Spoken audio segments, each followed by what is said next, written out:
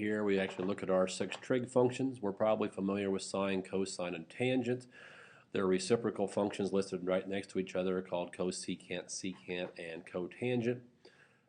Very quickly here off to the side, I've already mentioned the idea of our coordinate plane. So here's my x and y axis. Said angle is in standard position when it has its initial side on the positive x-axis. So we're going to start here. There's a terminal side in one of the quadrants. I'm just going to make a terminal side here in quadrant number 1. If I were to come straight down from there, that would create a right angle with the x-axis. And on the x-axis, the distance covered from the origin over to here is going to be x number of units. From here, we're going up on the y-axis, so this is the y-axis, the y number of units.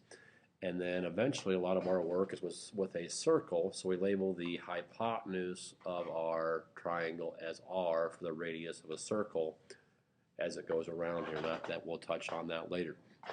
But you can see our definitions here are in terms of x, y, and r, not in terms of opposite, adjacent, and hypotenuse like they have been previously.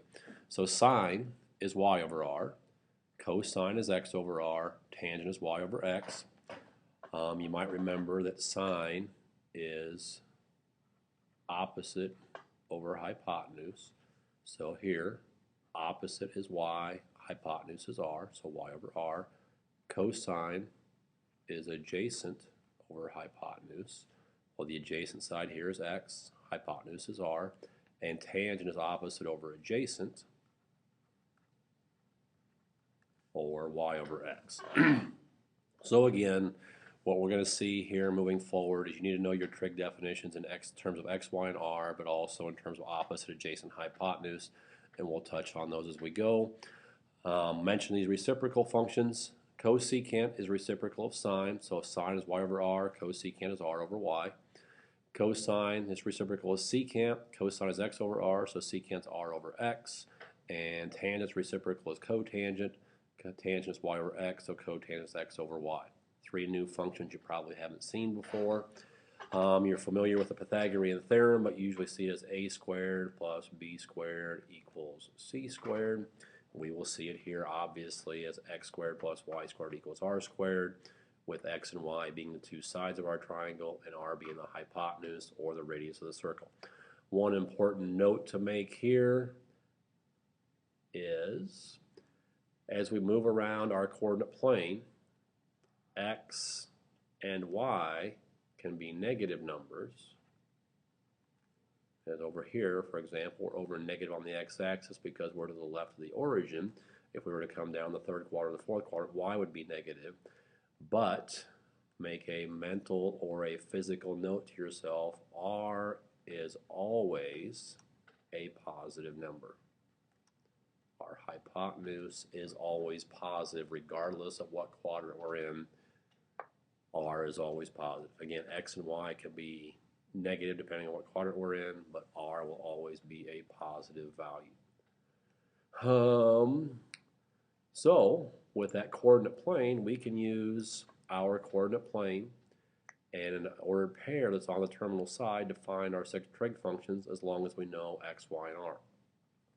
So looking here at number 1, it says the terminal side of an angle, theta.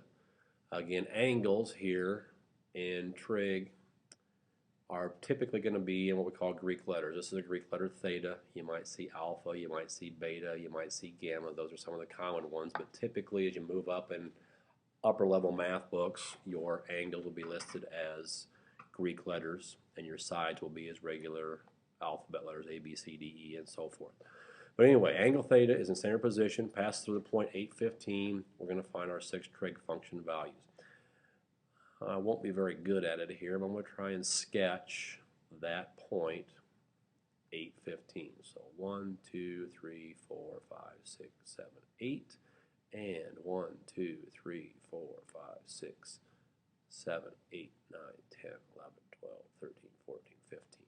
So right there is the ordered pair on our terminal side. So our terminal side runs through that point. All we're going to do is use that point and come straight down and make our right triangle. So here we have our right angle, which means we've come over 8. We've gone up 15. Now we might remember that triangle from geometry, an 8, 15 something triangle. If we don't, we'll go 8 squared plus 15 squared equals r squared. X squared plus y squared equals r squared. 8 squared is 64. 15 squared is 225 equals r squared. So r squared equals 289. If we take the square root of both sides, r equals plus or minus 17. Positive or negative 17. We just established that r is always positive, so we'll eliminate the negative version of that, so r is 17. So for our purposes, we now know that x is 8, y is 15, and r is 17. Once we know those, it should be pretty easy to come up with our 6 trig functions if we know our definitions, because sine is y over r, or 15 over 17. Cosine is x over r, or 8 over 17. And tangent is y over x, or 15 over 8. Writing down our reciprocals, I always like to write the reciprocals right next to their original functions. So the reciprocal of sine is cosecant. If sine was 15/17, cosecant is 17/15. Reciprocal of cosine is secant. If cosine was 8/17, secant is 17/8. And the reciprocal of tangent is cotangent. Tangent was 15/8, so cotangent is 8/15. So there's our 6 trig functions by using an ordered pair on the terminal side of our angle. Starting all over again, but maybe shortcutting this one a little bit. Terminal side of an angle theta in center position passes through point -3, -4. Find the values of our 6 trig functions of angle theta. Well, I'm not going to draw this one out because right here I have an ordered pair. An ordered pair consists of an x and a y. So right off the bat, I know that x is -3 and y is -4. And I can use my Pythagorean theorem to find my missing side, or maybe I know my triangles.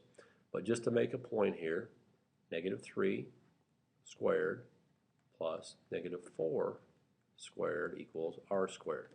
Be careful when you type this into your calculator, because we all should know that -3 squared, or -3 times -3, is a positive 9.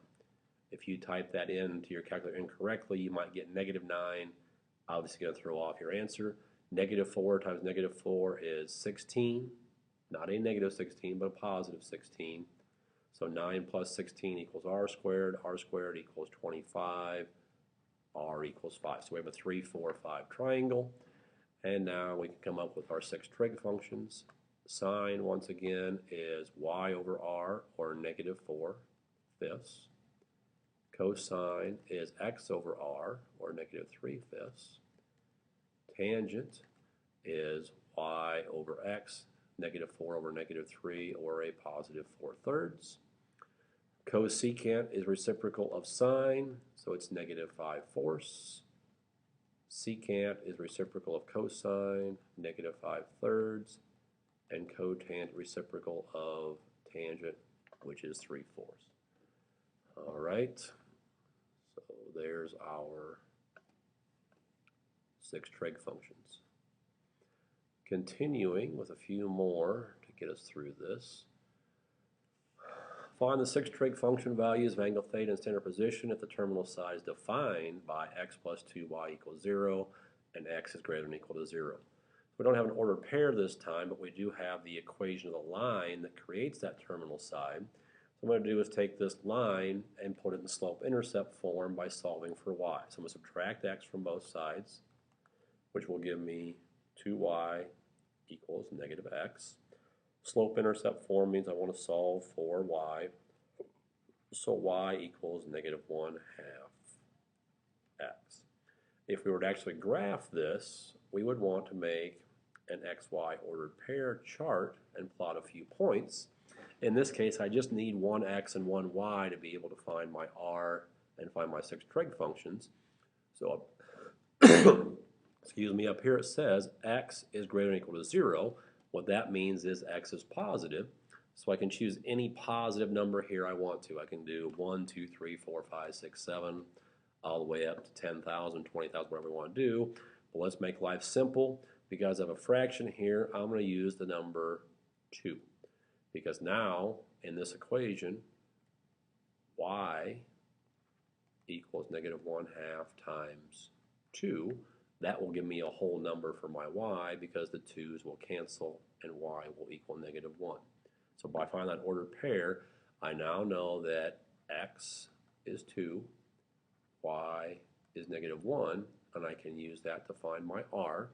So 2 squared plus negative 1 squared equals r squared, or 4 plus 1 equals r squared equals 5, or r equals the square root of 5. We'll leave that as an exact answer. I want our answers to be exact. So that will then allow us to go ahead and find our 6 trig functions. Sine is y over r. Bring in what we know from Algebra 2. We can't have a radical in the denominator, so I have to rationalize that by multiplying top and bottom by the square root of 5. So I wind up with negative 1 times the square root of 5 over 5 for my sine.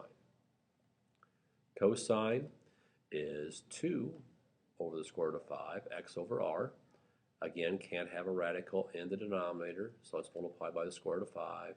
I have 2 square root of 5 over 5, and tangent is y over x, or negative 1/2. Reciprocal functions. Go back to here and just flip this one over, so I have the square root of 5 over negative 1, or just negative square root of 5.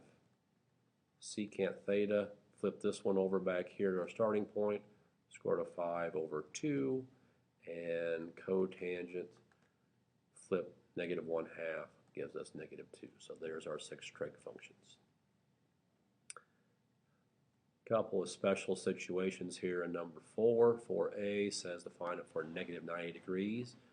I am going to go ahead and sketch this one.